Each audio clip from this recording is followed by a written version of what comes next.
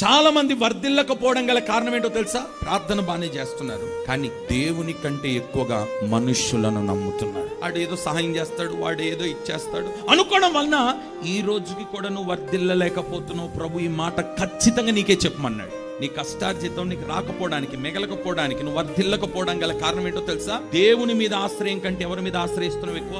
మనుష్యుడు నమ్మదగిన వాడు కాదు, మనం ఆరాధిస్తున్న దేవుడు నమ్మదగిన వాడు. నువ్వు అనుకుంటున్నావు దేవుడు అంటే నాకు ఇష్టం, దేవుని మీదనే నా ఆధారం అంటున్నవే తప్ప దేవుని మీద ఉంటే నువ్వు మనుషుల మీద ఆధారపడవు.